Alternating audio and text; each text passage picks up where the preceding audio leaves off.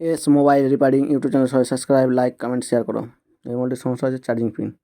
প্রথমে সেটটাকে খুলে নেবো। এই যে ব্যাক প্যানেলটাকে খুলছি, আস্তে আস্তে করে ব্যাক প্যানেলটা খুলে নেবো। এই যে চারিদিকে ঘুরিয়ে ঘুরিয়ে খুলে নিলাম। যে খোলা হয়ে গেছে। এবার সাববোর্ডের নাটগুলো খুলে নেবো। যে কটা নাট আছে একে একে সব কটা নাট খুলে নেবো। টাইম লাগছে। নাটগুলো খুলছি। এই যে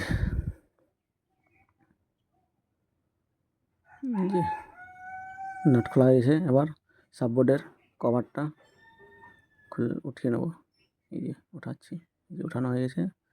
এবার কানেক্টারটা খুলে নিলাম সাববোর্ডের। এই যে অ্যান্টেনা কানেক্টার খুললাম, দুটো কানেক্টার খোলা হয়েছে। এবার সাববোর্ডটা উঠিয়ে নেব। এই যে সাববোর্ডটা উঠিয়ে নিলাম বোর্ড থেকে। এবার সাববোর্ডটাকে স্ট্যান্ডে লাগিয়ে নেব। এই যে স্ট্যান্ডে লাগাচ্ছি, এই যে টাইট করে নেব। এই যে স্ট্যান্ডে লাগানো হয়েছে। এবার খারাপ পিনটাকে তুলে নেব। এই যে খারাপ পিনটা তোলা হয়ে গেছে। এবার নতুন পিনটা লাগিয়ে নেব। এই যে নতুন পিন এটা লাগাচ্ছি। এই যে চারিদিকে হিট দিয়ে দিয়ে লাগিয়ে নেব। এই যে হিট দিচ্ছি। এই যে লাগানো হয়ে গেছে। এবার স্ট্যান্ড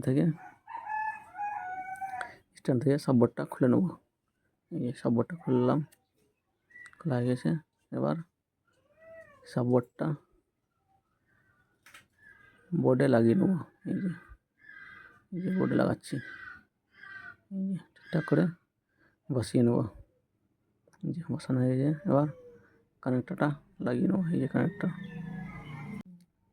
লাগানো হয়ে গেছে। এবার অ্যান্টেনার তারটা লাগিয়ে নেব। এই যে অ্যান্টেনার তারটা লাগাচ্ছি। এই যে লাগানো হয়ে গেছে। এই তারটা ঠিকঠাক করে বসিয়ে নেব। বসানো হয়ে গেছে। এবার সাববোর্ডের কভারটা লাগিয়ে নেব। এই যে সাববোর্ডের কভারটা লাগিয়ে নিলাম। নাট দিয়ে আবার টাইট করে নেব।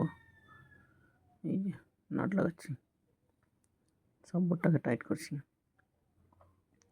যে কটা নাট খুলেছিলাম সব কটা নাট লাগিয়ে নেবো আগে আগে।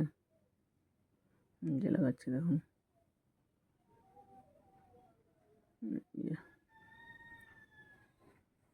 লাগানো হয়ে গেছে। এবার ব্যাক প্যানেলটাকে লাগিয়ে নেবো। এই যে ব্যাক প্যানেলটা লাগাচ্ছি। এই যে প্রথমে ফিঙ্গারটা বসিয়ে নেবো।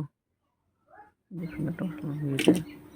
আর ব্যাক প্যানেলটা চারিদিকে চেপে চেপে বসিয়ে নেবো। এই যে চারিদিকে চেপে চেপে লাগিয়ে নেবো। এই যে লাগানো হয়ে গেছে। এবার চার্জের ডাটা লাগিয়ে দেবো। চার্জ হচ্ছে কিনা এই ডাটা লাগাচ্ছি। এই যে চার্জ উঠাচ্ছে কিনা, হ্যাঁ চার্জ উঠাচ্ছে।